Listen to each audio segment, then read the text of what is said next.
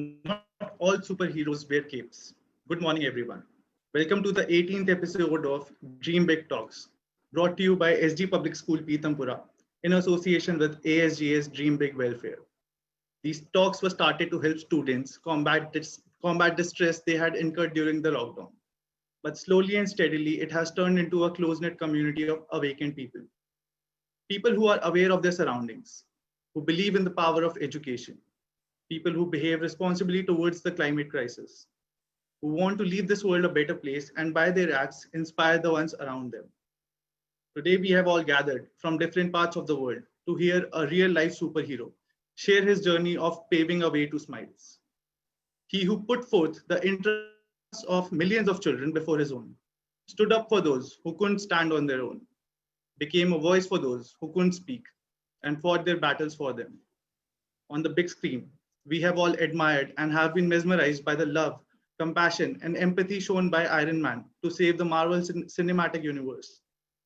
But the actual threat of child labor, slavery, and trafficking in our universe was fought off by Sri Kailash Satyarthi. His efforts were acknowledged on the global platform when the Nobel Peace Prize was awarded to him in 2014, and his tenet to end violence against children and creating a child-friendly environment echoed throughout the globe. We wouldn't have been able to put together today's episode without the support from International Council of School Leadership, ICSL, and Forum of Public Schools, FPS, who believed in our vision. Our media partner, Fairgaze, who helped us spread the word around, and Educosoft for lending a helping hand. A special thanks to Ms. Prema and Mr. James from the Office of the Nobel Laureate for making the whole process seamless. Since we are talking about superheroes, one such superhero is our host for the evening, Madam Anita Sharma. She is the principal of SG Public School and the founder of not-for-profit ASGS Dream Big Welfare Association. For the past 25 years, I have known her. I have seen her work tirelessly around the clock for the students of the nation. She is the youngest person ever to be conferred with the Pandit Madan Mohan Malviya Award for her contribution in the field of inclusive education, climate change, and education in social welfare. Recently, I had the privilege to host the digital alumni meet of SG Public School, wherein I got to know that under her leadership, the school has produced many accomplished personnel who didn't have the financial viability to support their education. The school empowered them by not only aiding their school education, but also supporting them for their higher studies. And now these students are willing to give back and help the likes of children with similar stories. I'm not underplaying when I say that there is no better person to welcome and introduce the Honorable Nobel Peace Prize laureate, Sri Kailash Satyarthi. Over to you now, ma'am.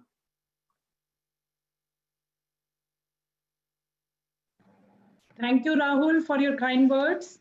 Good morning, dear lovely students, my dear fellow colleagues, principals, educators, parents, and all viewers who are connected today with us through various Facebook channels. I extend very hearty welcome to you all in the 18th episode of Dream Big Talks. Today's talk is going to be very, very special and enriching with very special guest with us. Isaac Newton once said, "If I have seen further, it is by standing on the shoulder of giants." I warmly welcome all the giant supporters of today's program. Dr. Atul Nishchal, Chairperson, International Council of School Leadership.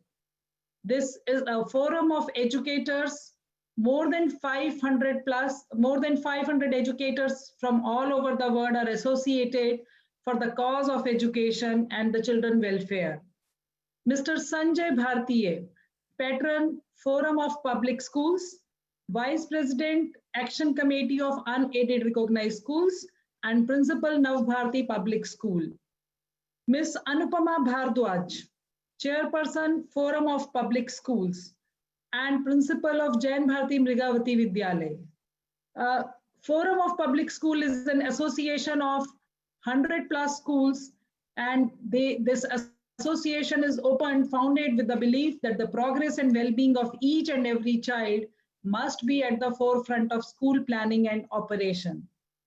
Action Committee Unaided Recognized Schools is a committee of 800 plus schools where the schools are connected with a common goal of providing quality education. This committee is active in the field of education for the past 25 years. Dr. M.M. Sharma, Professor Emeritus, who has joined us from University of Atlanta, Department of Mathematics. He is founder and the chairperson of EducoSoft and Educo Development Foundation. Our media partner, Fair Gaze. I also extend very warm welcome to senior officials from Kailash Satyarthi's Foundation, Ms. Prema and Mr. James.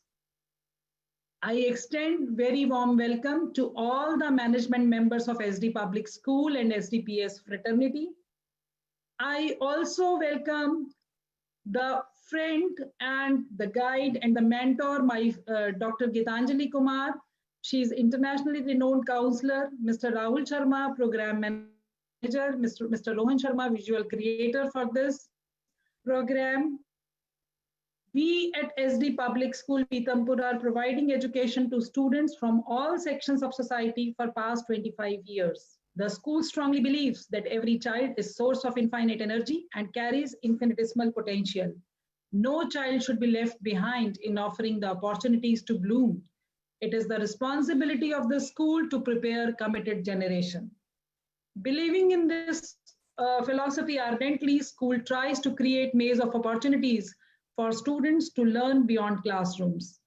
Turning the COVID challenge into opportunity, the Dream Big Talks are initiated to facilitate the dialogue between the eminent personalities and young students. Passing time and the news of WUSA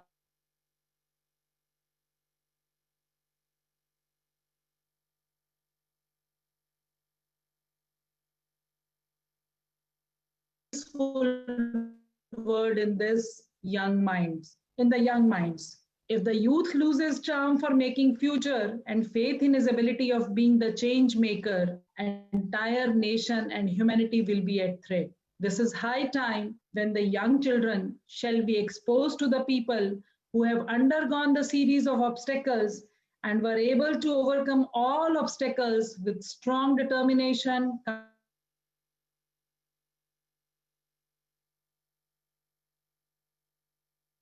can be written on clumsy canvas too. The purpose of these talks is to help children to see that positive role models are around them and they are so real that they can even talk to them and quest them. The role models are not only one who has attained power or wealth or fame or are in the glamour world. I want children to appreciate the people with ideology, integrity, compassion, and commitment to empower the deprived and disempowered. We want them to grow as change makers and transformational leaders by developing entrepreneurial approach and innovative practices.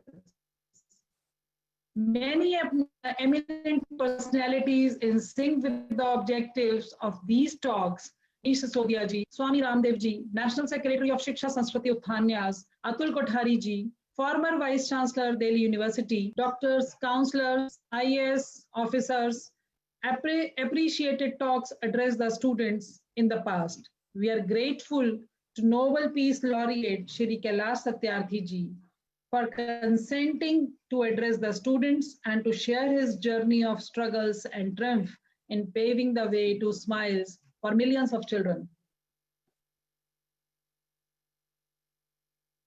Na karma na pragya, na karmana na prajya na dhanen tyage naika amratva manushaha. Neither through deeds nor progeny or money can one become immortal. It is only through sacrifice that one can attain immortality.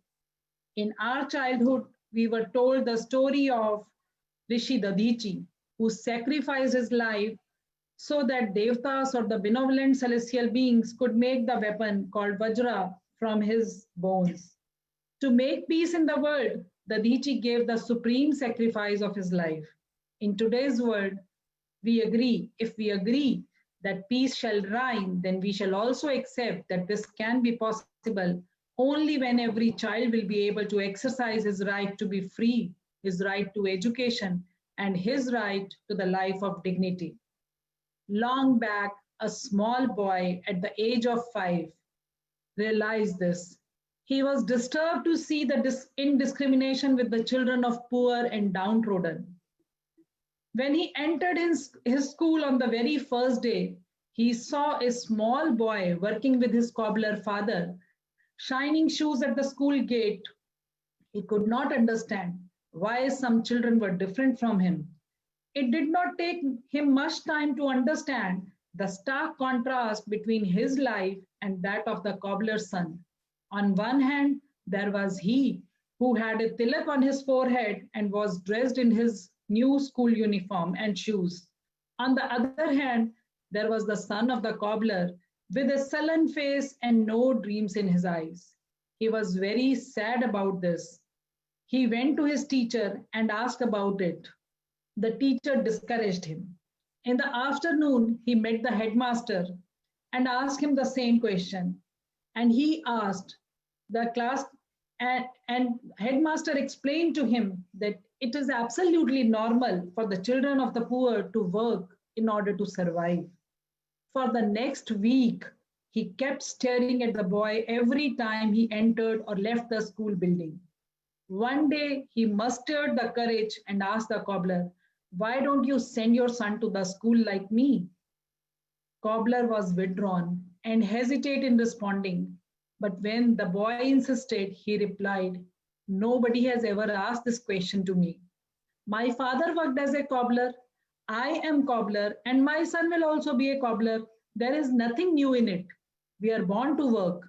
His answer left the boy more confused than before. He kept on thinking about what the cobbler has said. He was not able to understand why the journey of life for this child is different from his journey.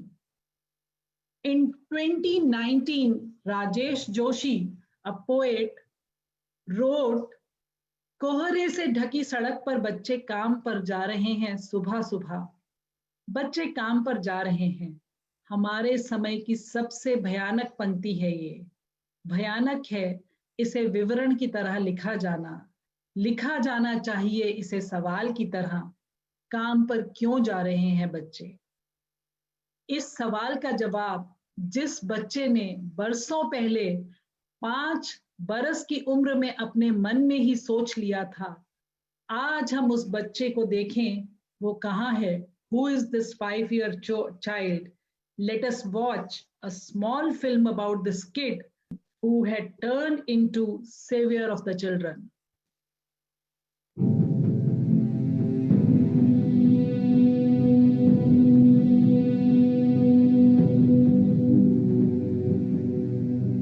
The Nobel Peace Prize for 2014 is to be awarded to Kailash Satyarthi for their struggle against suppression of young people and children. There is no greater violence than to deny the dreams of our children. I refuse to accept that the laws and constitutions are unable to protect our children. Today is the time for every child to have the right to life. I refuse to accept that the shackles of slavery can ever be more stronger than the quest for freedom. I refuse to accept here.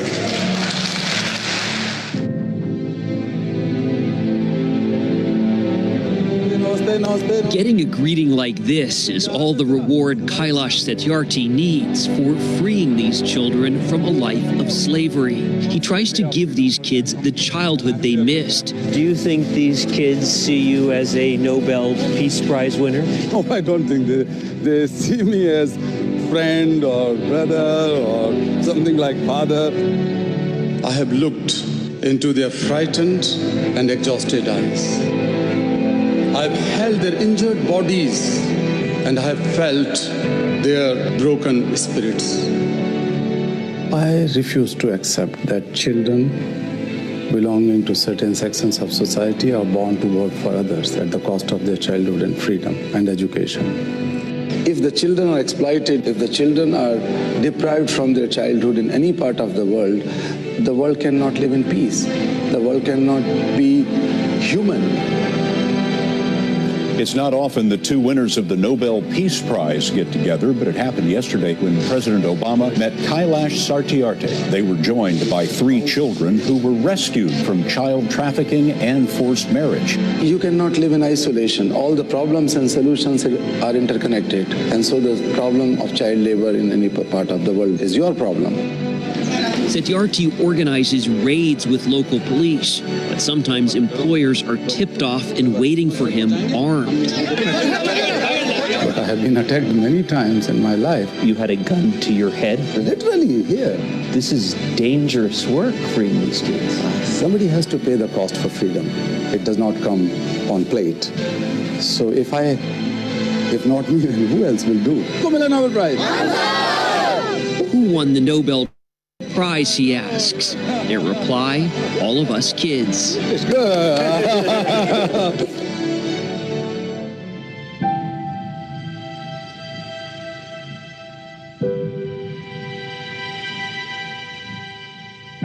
Every single minute matters. Every single child matters. Every single childhood matters.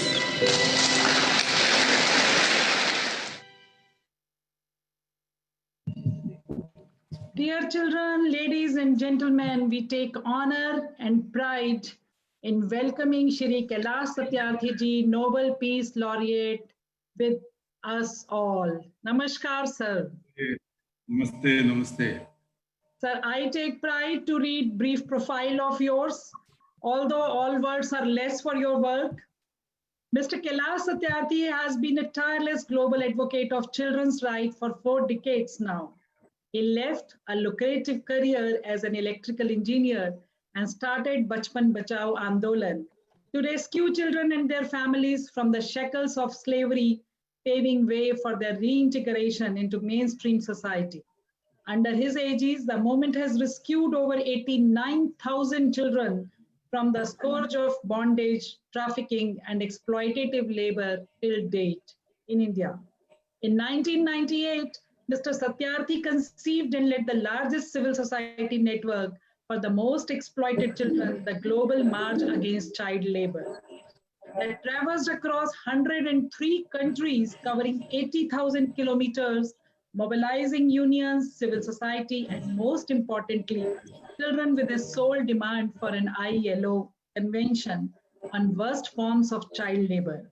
This march led to the adoption of ILO Convention 182 on the worst forms of child labor, which went on to become the fastest ratified convention in the history of ILO. Mr. Satyarthi is also the architect of the Global Campaign for Education, an exemplar civil society movement working to end the global education crisis.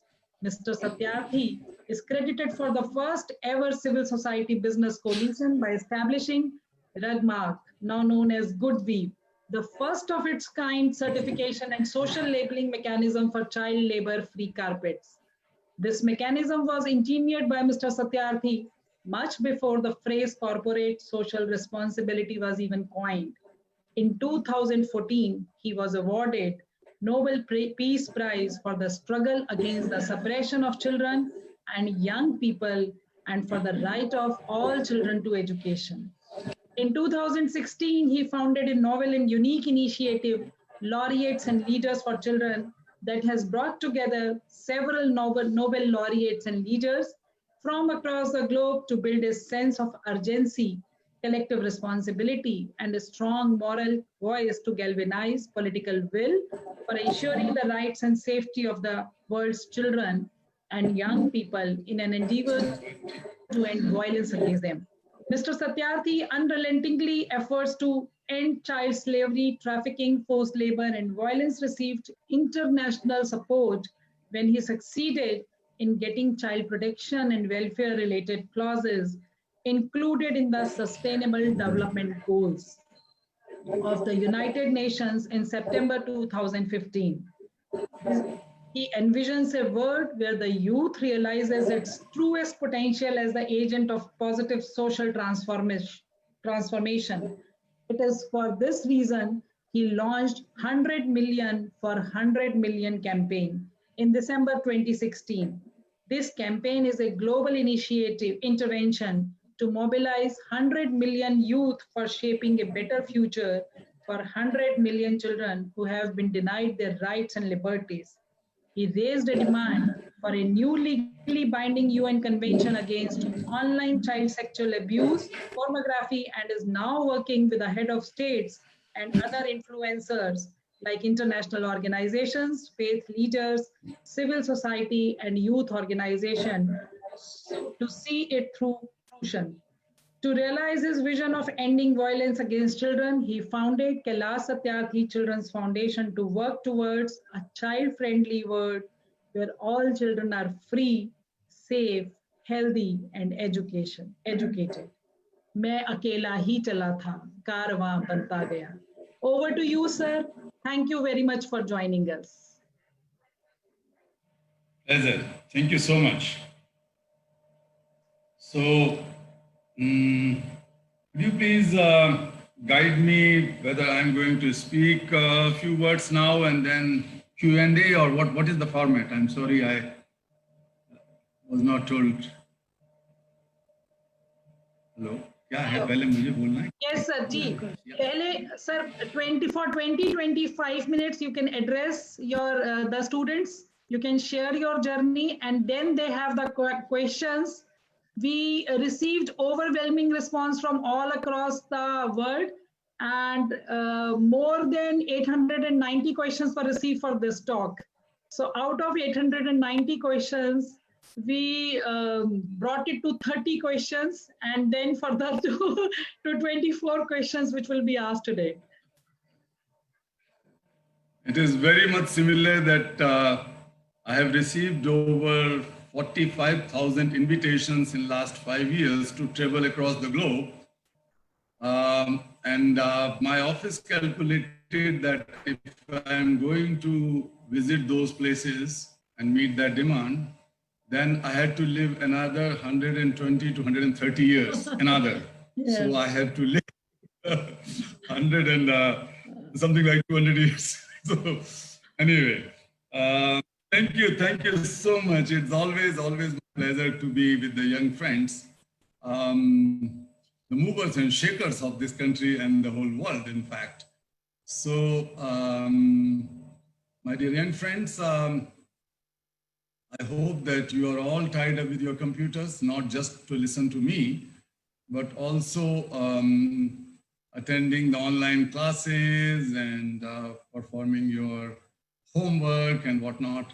दुनिया सब कुछ बदल रही है बड़ी तेजी से, and new normals are being created or evolving now, how to live our life and how to go forward.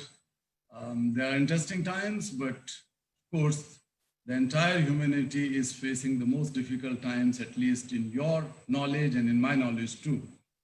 इससे पहले इतना ज़्यादा डर कहीं नजर नहीं आया.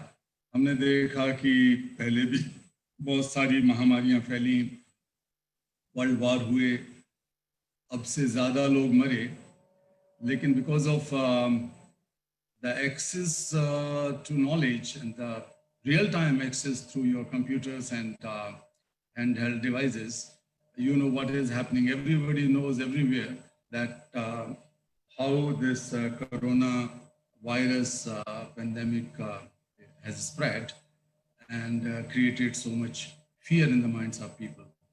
And staying at home is also in itself is a big a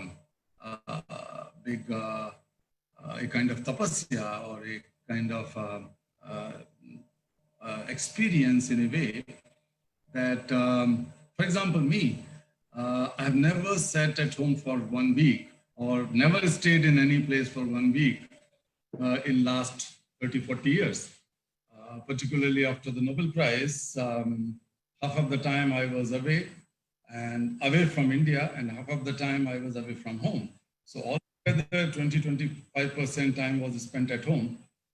So it is getting, I won't say it's boring, but definitely I miss the physical contacts, physical meetings, sometimes arguments, sometimes, people taking the selfies, and my security officers and others are trying to just push hundreds of people aside for my safety and so many things. Waiting at the airports, and the people are coming and wanted to greet and shake hands, not only in India, but all across the world. So these things are missing in life now. And in your life too, I don't think that you are able to play football on the grounds. You must be able to, make runs faster, चौका छक्का लगाना, out करना. ये सब लग रहा है कि कुछ पुरानी बातें हो गई हैं. However, it is just 4-5 months, but even then it looks like this 4-5 years or more. तो जिंदगी बदल रही है. लेकिन during that time, I will begin with my Corona time. Not only me, but when I talk to many of my Nobel laureate friends, especially the peace laureates, they say that they are more busy than ever before. The reason being that we are in much more demand now because people think that we are sitting idle at home and doing nothing. So, so many webinars, so many online activities are going on, not with me, but most of us. Almost every day, 4, 5, 6, 7 activities. But apart from that, we have realized that people think that children and young people are not the vulnerable lot for COVID-19. It could be true, it could not be true. So far, people think that only the elderly people are suffering most. But the post-pandemic time is much more challenging for the young people. Perhaps you know that करीब 1.5 अरब लोग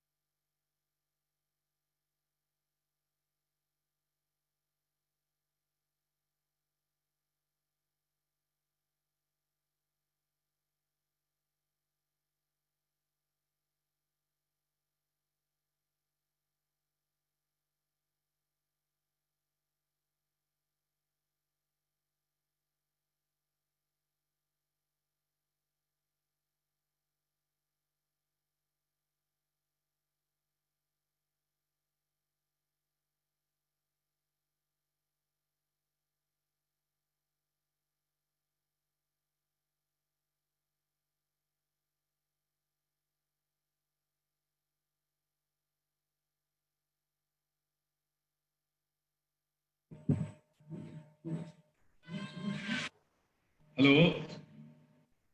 Hello? Yes, Is sir, it okay now? Is it working? Yes, sir, you're audible now. You may continue. Yeah. Good. Thank you. So I was saying that 1.6 billion school-age students are out of school now across the globe. And wherever and whenever there was long school closure, we have seen massive dropout, particularly in Latin America, Africa, and many parts of Asia, among the poor communities. Out of these 1.6 billion, 370 million primary and secondary in some cases, but school-age students were highly depending on school feeding programs like midday meals or conditional cash transfer programs in a number of countries. So not only children or students, but their parents were also depending on this conditional cash transfer program. Now, since it is directly linked with the school attendance, and school attendance is falling also because of 40 to 50% children in most countries are not having access to online education. So the combination of this is resulting in many ways. We've also seen during the Ebola pandemic in West Africa that after this was over and the schools were open, in some places 60% children dropped out. And then we found that a large number of children, a large percentage of them were working as child laborers. Many of them were trafficked. Girls, even boys, were married in early age as child marriages. We have also seen that they were trafficked from one to another places. So that was the very direct result of this thing. We have also seen that there was long closure in Argentina due to school strike of teachers 2-3 years ago. And 40 to 60% dropout has been noticed there. And again, the children were pushed into child labor, slavery, forced beggary, and so on. So these are serious challenges now for the most vulnerable children. And the pandemic is affecting the most marginalized sections of society. May it be the people living in acute poverty, migrant workers, refugee families, children with disability, what we call Divyang now, or children with special abilities, जो commercial sexual exploitation की शिकार हमारी बहनें, उनके बच्चे, those who were forced into prostitution in a number of places. These children and these families are worst affected today. So we cannot say that this is just a health crisis or economic crisis. The repercussions or the consequences of the combination of health and economic crisis and slowdown of economy would also result in very serious social and cultural crisis. And I sometimes say that this is also the crisis of civilization, because the new thinking, the new priorities, the new budgetary allocations, the new way of education, and so many other things will emerge in post-pandemic era. We have also decided, as the group of Nobel Peace Laureates and other moral leaders and global leaders, including some acting presidents and prime ministers, but mainly the former heads of the nation. So we jointly called upon that 20% of Corona pandemic response funds must be allotted to poorest 20% people, and they are children. So 20% of the budget and the overseas fund for fighting pandemic should go to marginalized 20% population. That we call the fair share for children. We have also demanded as a group that once we are able to find some solution to this problem, and whatever vaccine is made available, that vaccine should be public good. It should be treated as free public good, as it happened in case of many other diseases like polio drops and so on. So coronavirus should also be treated in this way, and the vaccine should be made a public good. So some of those things are being raised from the group of some global leaders, and I'm the part of these campaigns in making sure that this should happen, and the international community should listen to us. Dear friends, when I'm talking about children would be pushed into child labor or slavery or trafficking and so on, as you might be knowing that, or as I was introduced, that for 40 years or so, I have been fighting against this menace of exploitation of children. You might be using those clothes. You might be wearing those shoes. You might be using those sporting goods. You might be using many, many things which are produced out of child labor. And when I say child labor, let me tell you that I will give you a couple of examples to visualize the things or to understand the context. That once I was traveling to a remote area in Ivory Coast, that is called Kuteba, the local language. So in Ivory Coast, perhaps you know that a large number of children and young people are engaged in cocoa beans production. Ghana and Ivory Coast are two countries which produce almost 3/4 of world's cocoa, which is used for chocolate. So all the big chocolate companies, may it be Hershey, Mars, Nestle, Cadbury's, whosoever, you name them and they are there. And they are buying cocoa beans and eventually make cocoa powder.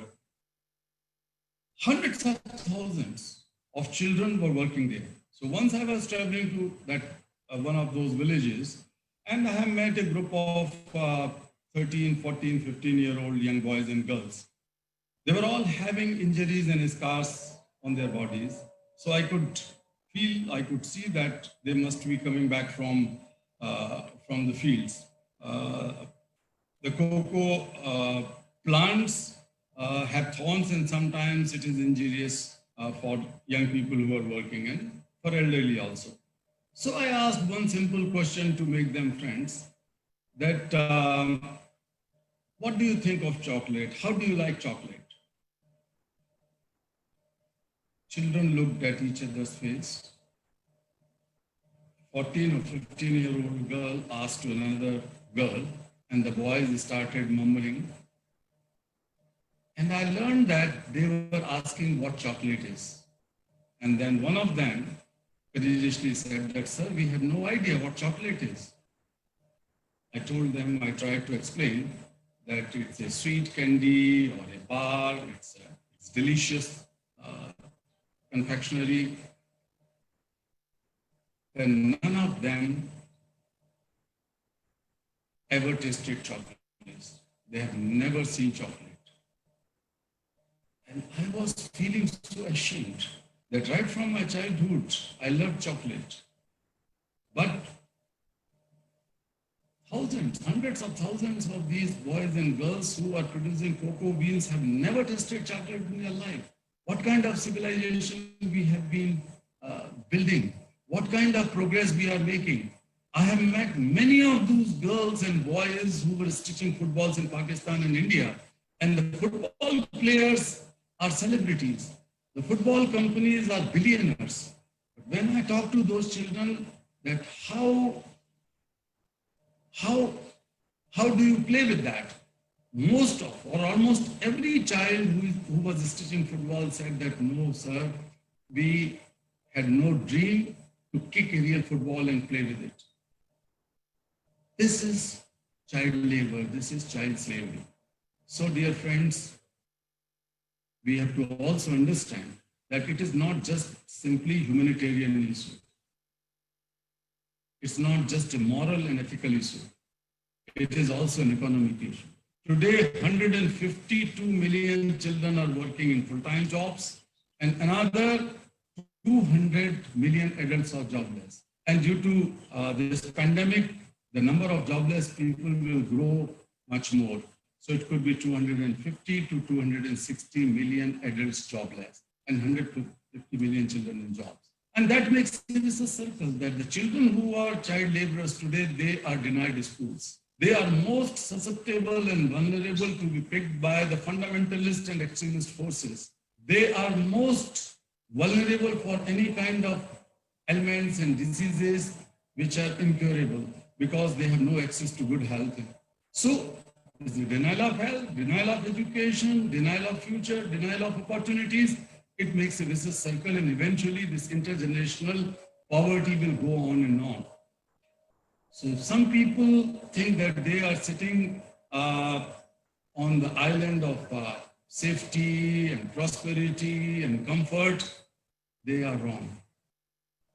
We are all in danger if such a large number of young people are in danger. Even if one single child is in danger, I cannot say that the world is safe. If one child is enslaved, if one child is raped, we cannot say that we are cultured and civilized. We have to be responsible and compassionate for each other. We have made so much progress, but now during the pandemic, we have all learned that all of us are sitting in one boat. हम एक दूसरे के बगैर नहीं रह सकते. ये बात अब हमें अच्छी तरीके से समझ में आ जानी चाहिए. एक दूसरे के बगैर हम दुनिया को सुरक्षित नहीं रख सकते. हम सब लोग, we are all committed to sustainable development goals. And I was campaigning to incorporate the child-related issues into sustainable development goals, and we succeeded in it. हमने मांग किया, मैंने अपने साथियों के साथ बहुत आंदोलन चलाया कि child slavery, child prostitution, child trafficking, child labour खत्म करने को भी सस्टेनेबल डेवलपमेंट गोल में जोड़ा जाए. ये बात है 2014-2015 की. 2015 में जब सस्टेनेबल डेवलपमेंट गोल बने तो इन बातों को जोड़ा गया और यूनाइटेड नेशंस की जनरल असेंबली ने मुझे बुलाया, क्योंकि वो उसके लिए मैं काफ़ी प्रयास कर चुका था. तो वहाँ भी मैंने कहा कि देखिए, बहुत सारे गोल हमारे पास हैं, बहुत सारे सब गोल्स हमारे पास हैं, बहुत सारे इंडिकेटर्स हमारे पास हैं जिन्हें हमें पूरा करना है. लेकिन मोटे तौर पर हमको ये मानना पड़ेगा कि जब तक हर एक बच्चा, until unless every single child is free, safe and educated, until her health is guaranteed, education is guaranteed, free, quality and meaningful education is guaranteed, only then we can achieve most of these goals. We cannot achieve most of these goals until and unless our children are safe and educated. तो ये बात धीरे धीरे सुनी जा रही है, सुनी गई है, लेकिन जिस पैमाने पर ये होना चाहिए वो नहीं हो रहा है.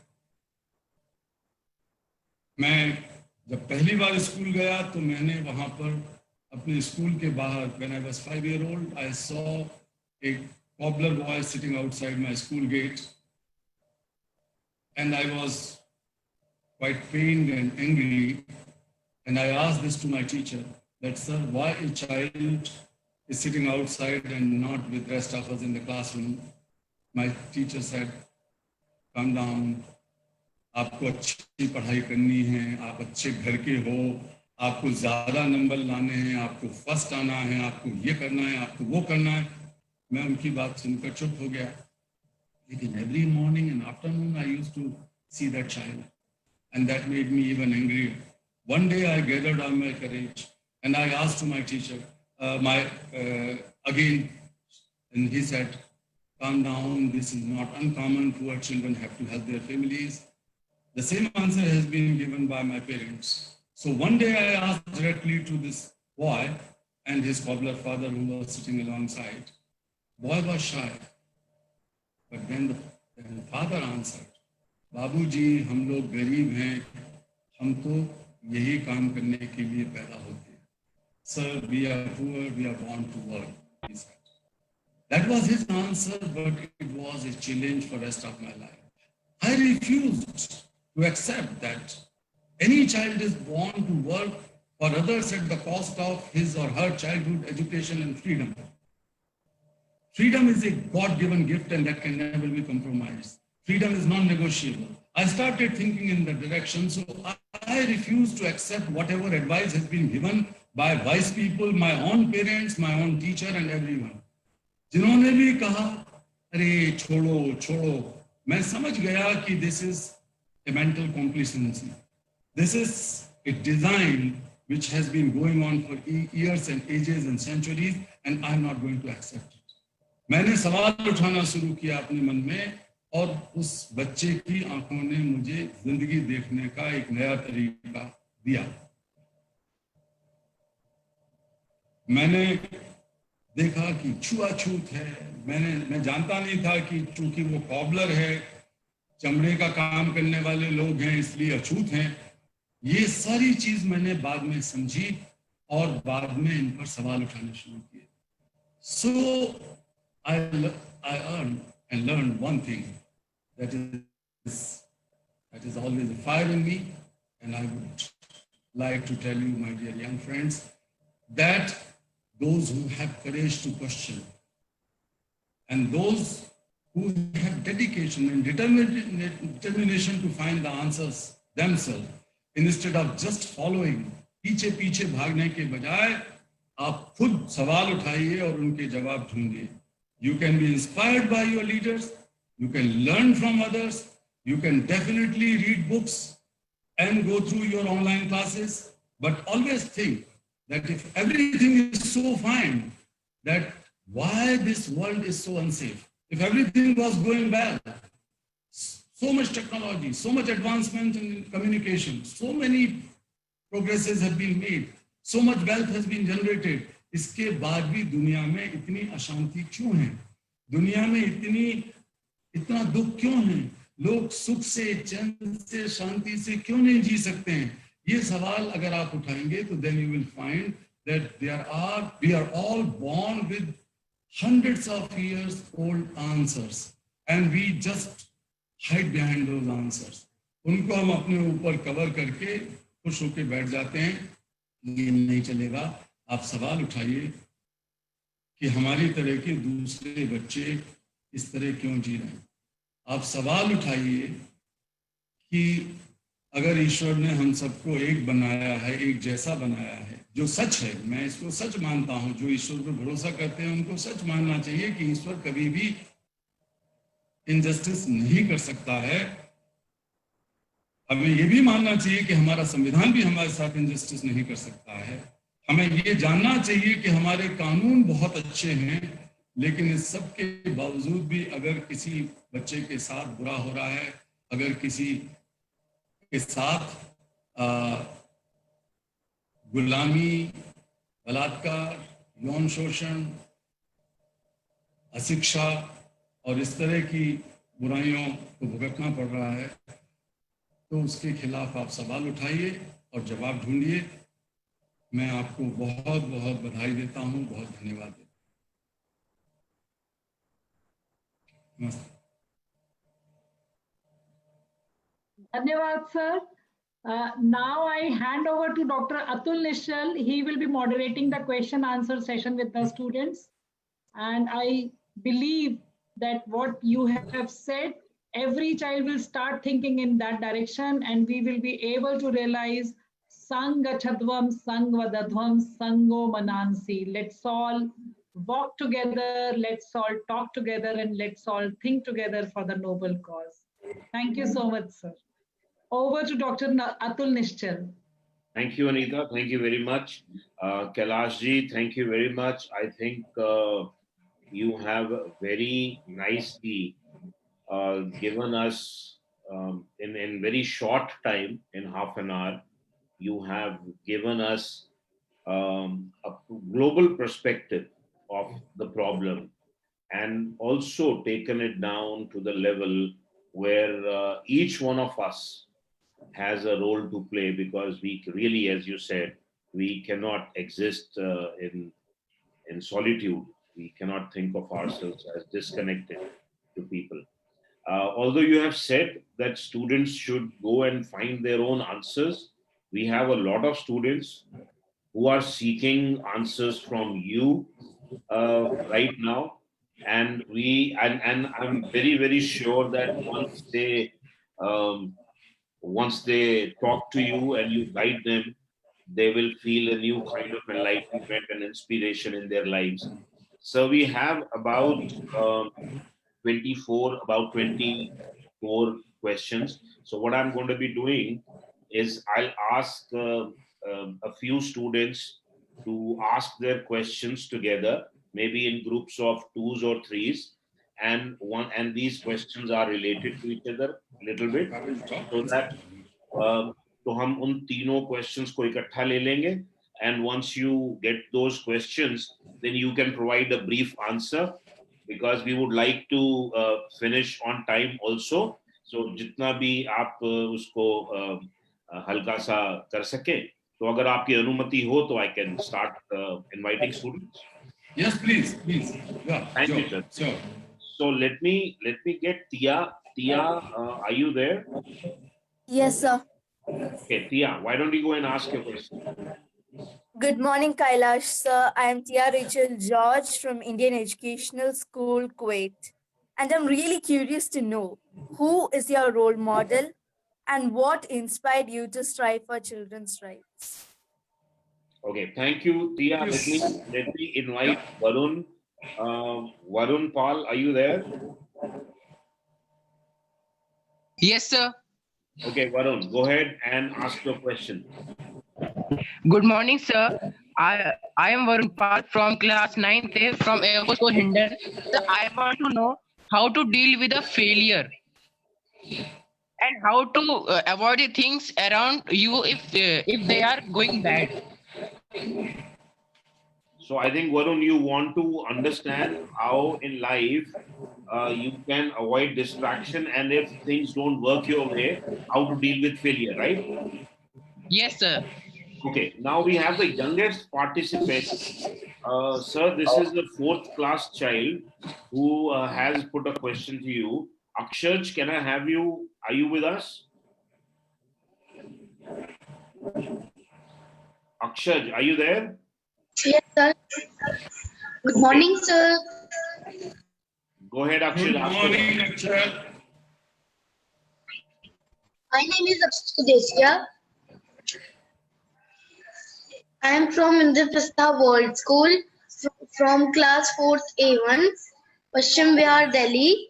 And sir, my question is, from where you get so much courage and strength to move ahead with your principles? Okay, good. Thank you so much. So, sir, we have these 3 questions right now, which want to know where did you get all the inspiration and how did you deal with any failures that you saw. So, over to you, sir. Yeah, thank you. So, Akshar, you are the youngest among these 3. So, when we talk of courage, I tell you that everybody is born with courage. We are all courageous. So, the absence of fear is courage. If you are taught to be afraid of this and that and don't do and do this, and if you are not able to do it, your courage is lost. So get rid of fear. Whatever is going to happen will happen. Do your best. But courage will also come when you have some challenge in front of you. And the challenge means if you are able to set out a goal, then you should fight to achieve that goal. And on the way in fighting that goal, the courage will come on. It will be ignited from inside. So in my case, for example, my goal was very simple, that I have to free my children because they are all my children. And on the way in freeing them, sometimes I was attacked. Sometimes I was hospitalized. Sometimes some of those perpetrators took out the gun and put on my head. And in that situation, I thought that, okay, I'm doing my job and I'm not going to do any compromise on it because I believe in freedom. Freedom of children is my religion. Freedom of children and their smile is my religion and my God. So I'm going to achieve it. Even if they kill me, my message would never be killed. It would be alive in the hearts of many more young people. So that gave me courage all the time. So this is about courage. So set your goals, fight for it, and don't be frightened with anything in between. because every human being, every child is born with a divine gift, a divine spark, and we have to feel ourselves as the part of God, part of that divinity. हम उसी ईश्वर की संतान की तरह हैं. Tia and Varun, frankly speaking, my role model is you, because you have courage to question. Varun and Achar, they are all my role model. The reason being that the children are the purest. They are not polluted. Their minds and hearts are not polluted. You are transparent, you are honest, you are truthful, you can forgive others, you can forget the wrongs of others within no time, and you have quest for learning new things. So that purity, that truthfulness, that honesty is source of my inspiration. So that's why children are always the source of my inspiration. Of course, I have learned a lot from Mahatma Gandhi. I have learned a lot from Swami Vivekananda. I have learned from Jesus Christ. I have learned from Martin Luther King and Nelson Mandela and so many other people. I was inspired by them, but I won't say that they are my role model. I wanted to be a child. That is my role model. I wanted to remain a child. That is my role model. Everybody has a child inside. If we are pure in heart, it's because of a child inside us. It's not because of knowledge and wealth and post and positions and so on. If you are honest and truthful, it's because a child is still alive inside you. So my role model are you. So don't make people like us your role model. Us means elderly people. Our minds are polluted. We learn untruth. We learn to be artificial. We learn to be diplomatic. We learn how to make others fools for our own benefits. All these things we keep on learning. So keep your childhood intact inside you and strengthen inside you and make yourself your role model. You are unique in the world. Tia. And Varun, failure, I never saw any person who have never been failed in his life or her life. I failed several times. Many times when I went to rescue children, the children were already removed, we were attacked, and the rescue operation were failed. We have failed in their education. We have failed in many other things. But the most important thing is that I have also learned to celebrate and enjoy small successes. There is always the reason to be happy. There is always the reason to feel accomplished and successful. So if we are able to celebrate and enjoy our small successes, like today I'm talking to you, you are questioning me. This is my accomplishment. I'm happy about it, and I'm going to celebrate and enjoy it. So there is a reason every day, since morning till evening, if we don't see the failures and negativity and drawbacks and weaknesses, if we just see one good thing in one day and celebrate it, then our success, our accomplishments would multiply, and we will not be pained and stopped by any failure. तो सबके जीवन में failure आता है, लेकिन उसी से हम आगे बढ़ते हैं. Failures are always learning, as they say. It's always a learning. Failures also teaches the lesson that we have not done our best. We have not put our soul in it. And next time we will learn from our weaknesses, which were responsible for failure, and we will go ahead. Sir, thank you so much. I think सबसे ज्यादा ज्ञान जो है वो मेरा बढ़ने वाला है, because बच्चों ने इतने अच्छे सवाल पूछे हैं और आपके जवाब मैं सुन रहा हूँ, तो उनसे ज्यादा तो मुझे सीखने को मिल रहा है. I think I thank you so much for your answers. I hope you kids are satisfied. Let me get Shagun. Is Shagun, are you there? Yes, sir, I'm here. Okay, Shagun, go ahead, ask your question. Sir, I'm Shagun from Darshan Academy, Delhi. So my question is, how did you achieve such a success in your life? and how much hard work you had to do, and do anyone discouraged you, and if yes, how did you deal with that? Okay, good. And let me also get in Bhumika. Thank you, Shagun. Bhumika, are you there? Bhumika, are you there? Okay, I think we might not be getting in touch with Bhumika. Prachi, are you there with us? Do we have Prachi? Yes, sir. Okay, Prachi, go ahead with your question. So I'm Prachi Yadav from Rotary Public School, Gurugram. So you are a great inspiration for all of us. And my question to you is, how did you carry on with your efforts on child rights in a country like India? Okay, and then there's one. Thank you very much, Prachi, for asking that question.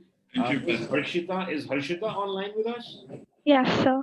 Okay, Harshita, why don't you shoot your question? Good morning, sir. I'm Harshita Chojar of Modern School. My question would be, what gave you the inner strength to start campaigning against child labor in India and the universal right to education? And do you think there are any other important issues which need to be given more priority in our upcoming generation? Thank you. Okay, thank you very much, Harshita. So let me just synopsize these questions slightly. So I think Shagun wants to know how much hard work went into this journey that you took, and Prachi would want to know that if you faced any serious problems working on child labor in a country like India with its diversity. And Harshita would want to know if there are other areas of priority that you feel that the younger generation needs to focus on. Over to you, sir. Right. Thank you. So, Shagun, definitely hard work is needed for any achievement in life. And like even today, I sit on my chair around 8:30 in the morning and leave the chair just for lunch, and then it goes on up to 8:30 in the evening, but sometimes late in the evening also, because I have meetings with my offices in the United States and Latin America and other places. So we keep on working, because the human body is meant for that. If we don't do hard work, then the body and mind will be sick. So we have to do hard work, definitely. But it is not enough. This morning, my photographer has missed some good photos, who is traveling with me, my official photographer. His name is Arvind. So I was talking to Arvind that, look, in the morning at 5:30, I was walking with my children in ashram. Now I am in ashram. This is the rehabilitation center for the freed child slaves. So we have about 75, 80 children staying with us. So I was walking as usual with them. And some children were asking beautiful questions and singing some good songs. And he missed out. He's a very hardworking boy. So I asked Arvind that, why did you miss this? Sorry, sir, I worked very hard till last night and I could not get up early morning. So I said that your professionalism and your hard work can bring to a height, certain height. But if you are passionate for something, if you sing with your camera, if you dance with your camera, and that dance and singing is inside you with your camera, if you love your camera like your religion, then, or your loved ones, or your girlfriend, only then this passion will cross those heights. So hard work can bring to certain heights. But the conviction, the commitment, and more important, passion for some cause will take you beyond those heights. It would be infinite. So you can achieve infinite successes once you have passion for something, but that should be associated with hard work as well. So that's about hard work, but of course we have to work hard. Then I would, Harshita, I'll come back to Prachi later. Harshita, as I said before, that each one of us are born with inner strength.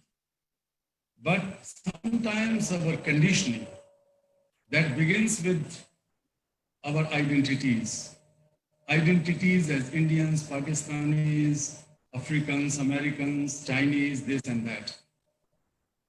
Our identities begins with high caste, low caste, Hindus, Muslims, Christians, etc.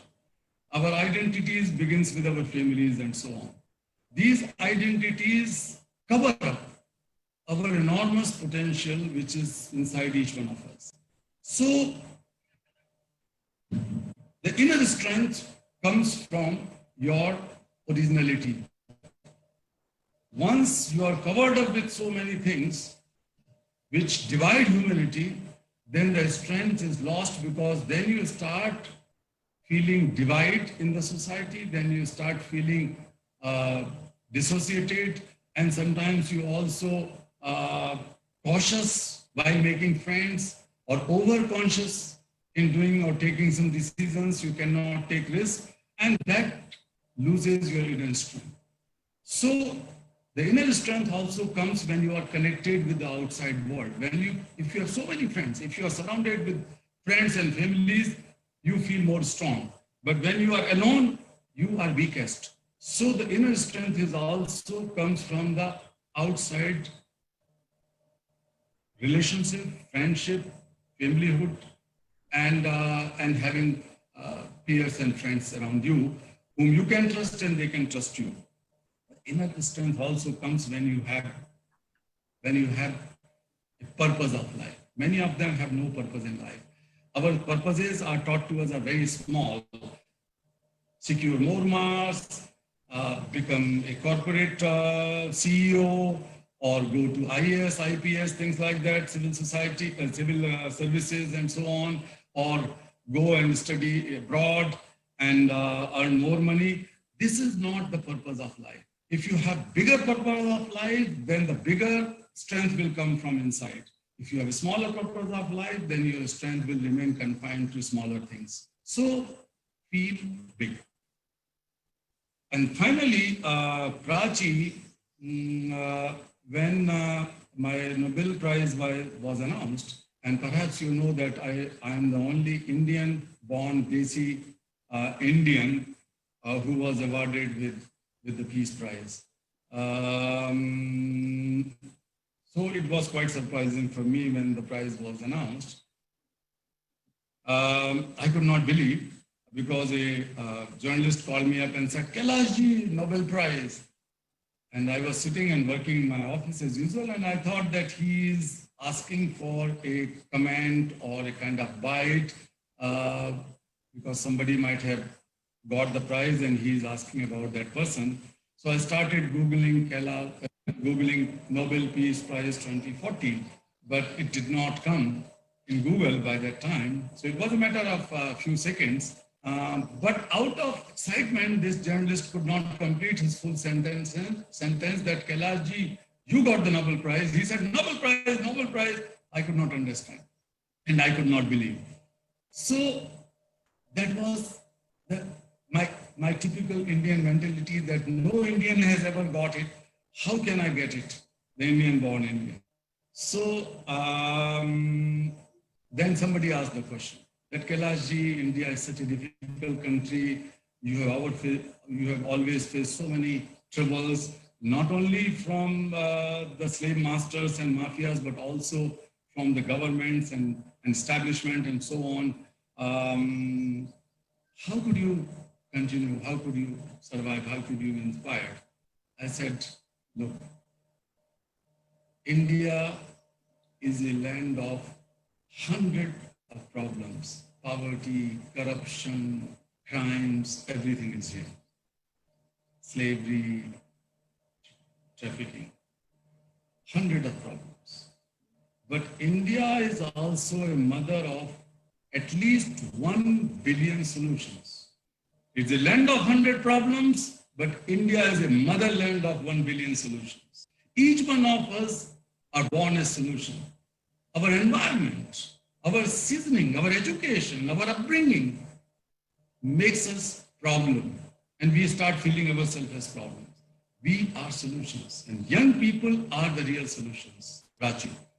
And I can tell you, there is a poetic thing in it. I forgot who has written it. उन्होंने कहा कि वतन की रेत मुझे एड़ियां रगड़ने दे, वतन की रेत मुझे एड़ियां रगड़ने दे, मुझे यकीन है कि पानी यहीं से निकलेगा, मुझे यकीन है कि पानी यहीं से निकलेगा. So I'm living in this country, I'm living in the same house, I'm working with the same people, all my friends are same. I'm struggling here, trusting that Bharat se hi pani niklega. Or perhaps you know that when the prize was declared, I have written to the President of India that since this is the first time that the Nobel medal would be placed in India, the Nobel Peace Prize medal, and I should not keep it at my home. मेरे पास कोई locker भी नहीं है. I wanted to give it away to my motherland, to Indian people. He was surprised. Pranab Mukherjee ji was the president at that time, because it never happened in the history anywhere in the world that a peace laureate has given away the medal to the nation. But I said, I will do it. So I wrote him. There was no protocol. I'm thankful to him that he has changed the protocol, because presidents give rewards and medals to others, they don't receive. But I said I wanted to give it to the nation through you. So I have taken this medal and gave it to him. But this is not just for him or for anyone else. It is for you. Prachi, it is for you. Harshita, it is for you. Tia, it's for you, for every one of you. And the responsibility to end child labor does not remain to myself now. The moral responsibility also shared with all of you. We have to work together. और उस समय मैंने medal लेते वक्त कहा उनसे, कबीर दास का नाम किसी ने सुना होगा, प्राची तुमने जरूर सुना होगा, तुम्हारे माता पिता ने पढ़ा होगा, सुना होगा. मैंने कहा कि उस समय कि मेरा मुझ में कछु नहीं, जो कछु है सब तोर, और तेरा तुझको सौंपते क्या लागत. Everything belongs to India, to this land, to the waters, to river Ganges, to Himalayas, to my hometown, to everywhere, every nook and cranny of India. ये सबका है, मैं सबकी वजह से हूँ. If I am going, giving it back, it does not belong to me.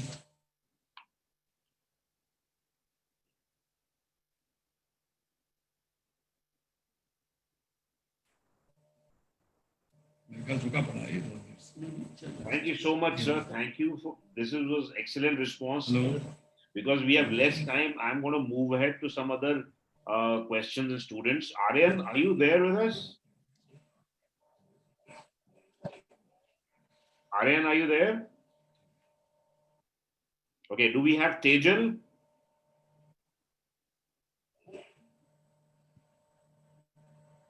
Excuse me, sir. Yes, sir. Sir, Aryan is here.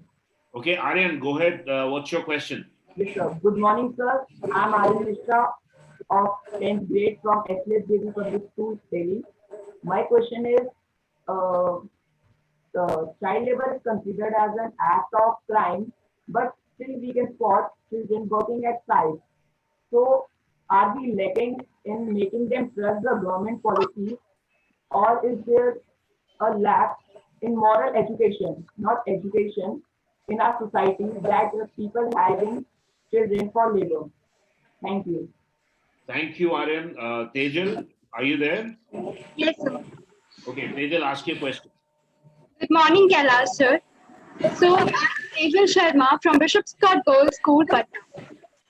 I'm a student of grade 11. Sir, my question to you is, the domestic assistant at my house comes with her little daughter to help the lady and teaching the girl in the lady continually resists. I would like to know how can treat that section of the society and resolve the issues like child labor. Thank you, sir. Thank you very much, Tejal. Do we have Aditi? Is Aditi there? Yes, sir. Okay, Aditi, why don't you ask your question? Yes, sir. Good morning, sir. My name is Aditi Kulkarni. I am from Vishwakarma Empress International School, Talegaon, Pune. My question to you, sir, is how can underprivileged children or downtrodden children be motivated to attend school? Thank you. Thank you very much, Aditi. Kailashji, I think one of the common questions that we saw people asking is that even though we have regulations against child labor, we see our society continuously hiring them as domestic help or help in shops or in other places. And even if we try to make them aware about their rights, sometimes we fail. So these children want to know how really can we address that issue. Why is the society not supporting on an individual level?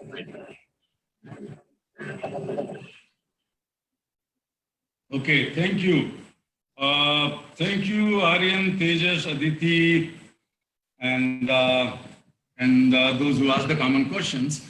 I would say that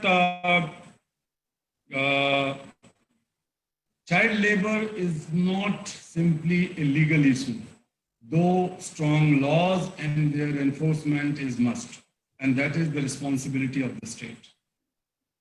But it is also a social evil, and that evil continues and perpetuates due to lack of awareness and consciousness, but also lack of social and moral responsibility.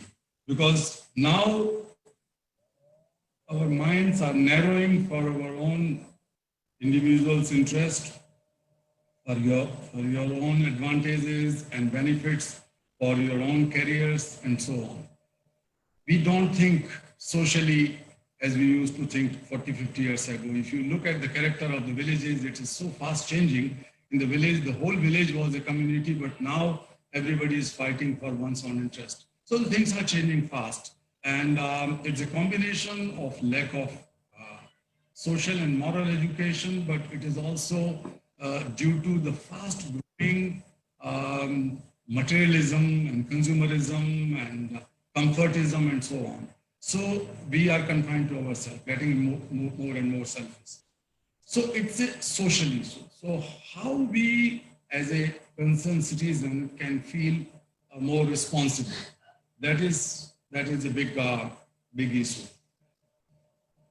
As I was referring to things you are using, young people are among the largest consumers of the goods which are produced by child laborers. If you start questioning to your shopkeepers, to nowadays the online companies or your parents, that the shoes I am wearing should be guaranteed that they are not made by child labor, or the clothes are not made by child labor. This is going to help quite a lot. To a certain extent, you will be able to put pressure on the companies that they are not using child labor in their supply chain. It could be the national companies, but also the international companies are highly depending on the supply chains which are using child labor and child slaves and forced labor. So as a consumer, you can definitely do it. I tell you that whatever success I have been able to get so far, it was because of the massive participation, engagement, and leadership of young people.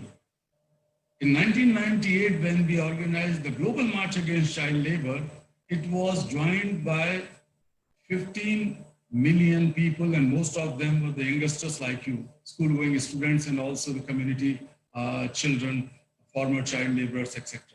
And they started demanding that we need an international law against child slavery, trafficking, etc., child prostitution.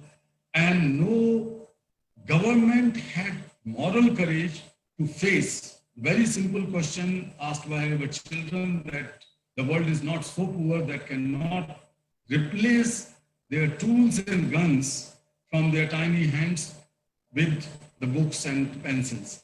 So that sharp and clear moral question was so penetrating and so deep that could not be ignored, and the governments had to respond. And finally, the international law has been jointly, collectively, and unanimously adopted.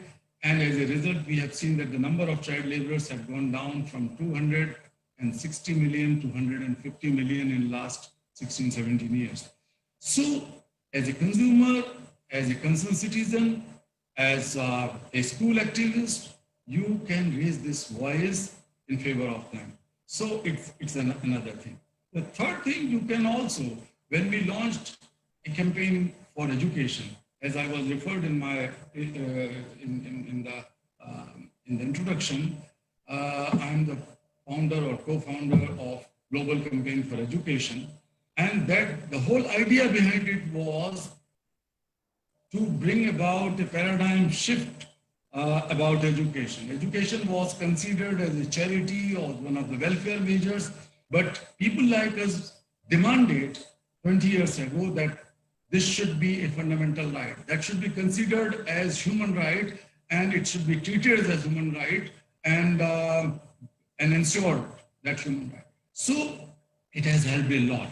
But that was also possible because of the participation of billions of youngsters, school-going students who started demanding that education should be made free and compulsory to every child as their fundamental right, and governments have to enhance their budgetary allocations and spend more money for children's education.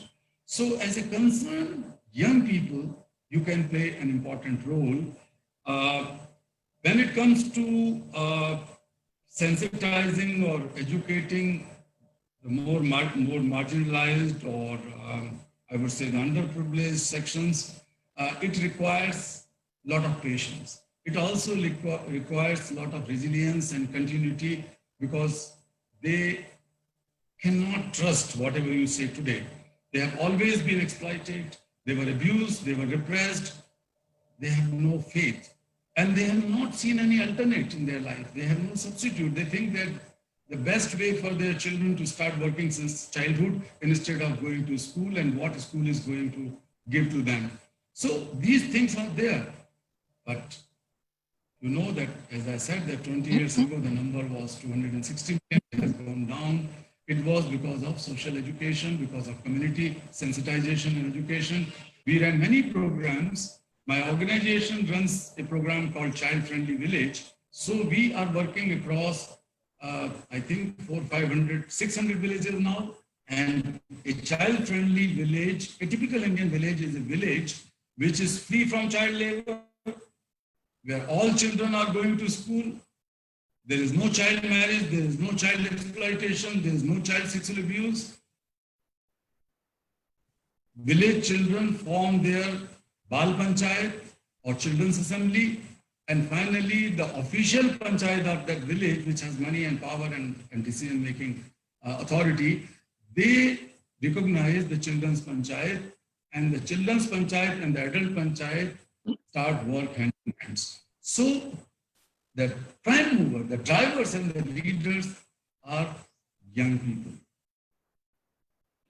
We can do it. So only regulations won't work. We have to work for regulation. The last question in few seconds I would answer, Aditi, that I would say, I think Tejas, or who was that? That there are so many other things to do. One thing which I wanted to underline here, that a sisterly organization, India Child Protection Fund, has conducted a study during the first week of lockdown in India. And it was such a shocking revelation that within 1 week, the demand and use of child porn material or child sexual abuse material has doubled. It has been doubled. So we don't know the recent figures, but it has gone multiple times by now. So it is one of the scourges. We can see that there was already some sickness in the minds of people. There was certainly some evil existing before. Now it has been exaggerated due to or exacerbated due to pandemic. So we can help in raising awareness about it, that this is not good for the health, mental and physical health for children, that is not good for society, that is not good for a good character of society and building a nation. This is not good for New India. In India, every hour, 4 children are raped or brutally sexually abused. This is the government data. In reality, it could be multiple times because these are the reported cases. So this is also a kind of another sort of pandemic or virus in our society. This virus will go, but you can definitely play a leadership role and be a champion for the cause of other children.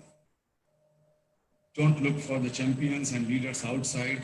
There is a champion, there is a leader, there is a change maker inside each one of you, my dear young friends who are listening to me.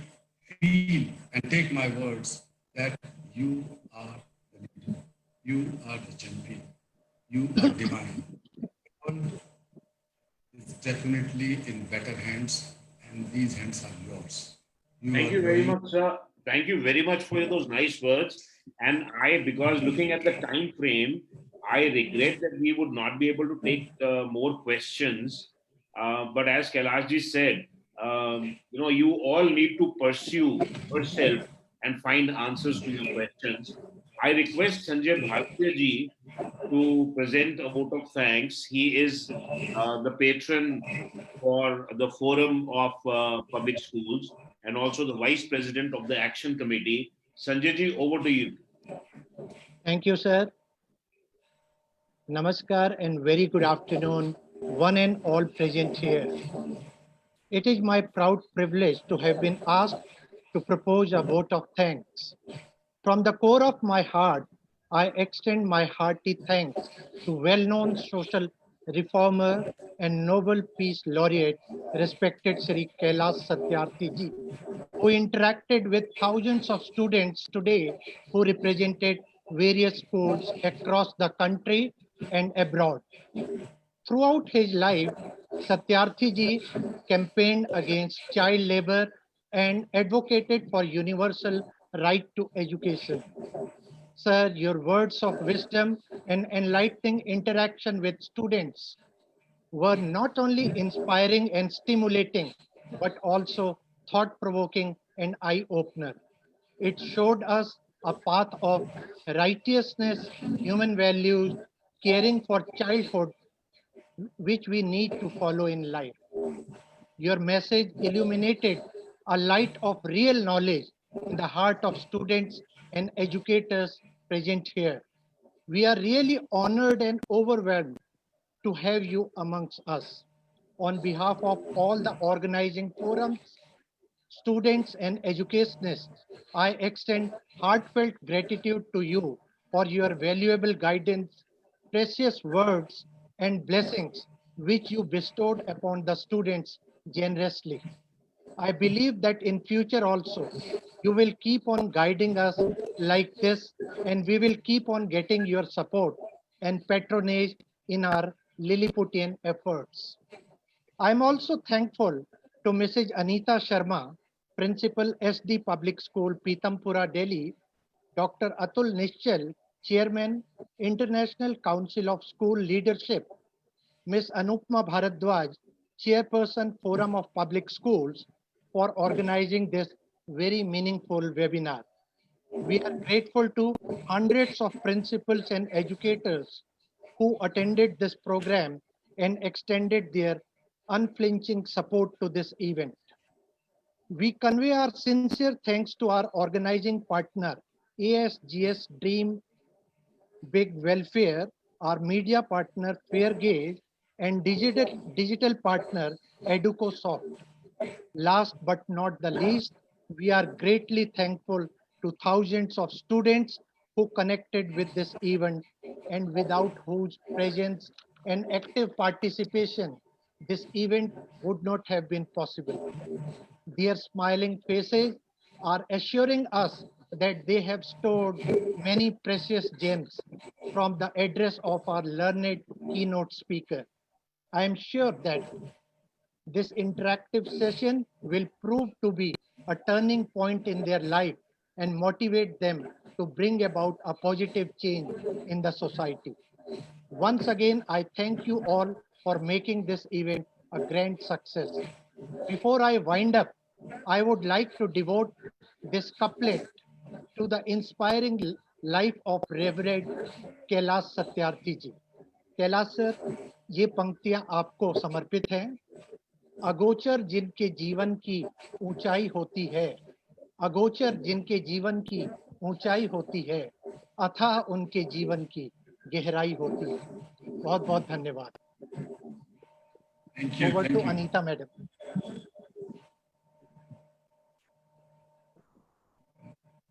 you so much, sir, for being with us and enlightening every child. Thank you so much. Yes, sir. Namaste. धन्यवाद sir.